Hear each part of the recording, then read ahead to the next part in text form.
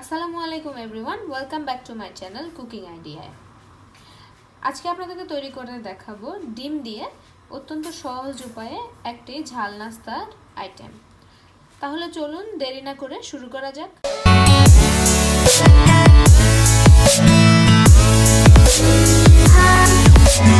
ঝাল নাস্তাটি তৈরি করার জন্য আমি এখানে একটি মাঝারি সাইজের পেঁয়াজের হাফ কুচি করে নিয়ে এভাবে ছোট কুচি করে নিয়ে নিয়েছি।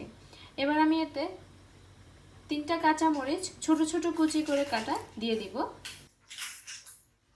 এবার এতে দিয়ে দিচ্ছি আধা চা চামচ লবণ, দিয়ে দিচ্ছি 2 টেবিল চামচ পরিমাণ ধনেপাতা। এবার এতে দিয়ে দিব আধা চা চামচ পরিমাণ বেকিং পাউডার। এবার এতে দিয়ে দিব 2টো ডিম।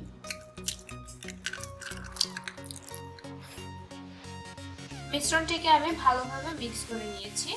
এবার এতে আমি ময়দা দিয়ে দিব। আমি এতে 3 টেবিল চামচ পরিমাণ ময়দা ব্যবহার করেছি।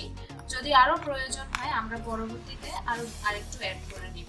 এগুলোকে ভালোভাবে মিক্স করে নিয়েছি। আমার এখানে আর কোনো ময়দা ব্যবহার করতে হয়নি। এটাকে আমরা এবার তেলে ভেজে নিব। ঝাল নাস্তাটি তৈরি করার জন্য আমি এখানে একটি ফ্রাই প্যান গরম করে নিয়েছি। এবার এতে আমি একটু তেল দিয়ে দিব নাস্তাটাকে ভাজার জন্য। আমি এখানে তেল নিয়ে নিয়েছি। নাস্তাটিকে ডুবো তেলে ভাজি করতে হবে, সেজন্য আমরা এখন অপেক্ষা করব তেলটি যাতে গরম হয়ে আসে। তেলটি গরম হয়ে এসেছে। এবার আমি এতে মিশ্রণটি দিয়ে দিব।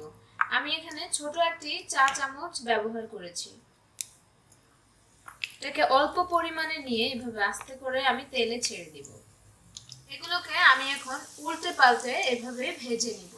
তারপর আপনারা দেখতে পাচ্ছেন যে এখানে হালকা ব্রাউন কালার হয়ে এসেছে। যখন এটা এরকম একটু ব্রাউন কালার হয়ে আসবে তখন আমি এটাকে তুলে নেব। ব্যাস বন্ধুরা, তৈরি হয়ে গেল মজাদার ঝাল নাস্তা। আপনারা এটি অবশ্যই ঘরে ট্রাই করবেন এবং কমেন্ট বক্সে জানাবেন আপনাদের অভিজ্ঞতা। আবারও ফিরে আসবো নতুন কোনো রান্নার আইটেম নিয়ে। ততক্ষণ পর্যন্ত সবাই ভালো থাকবেন।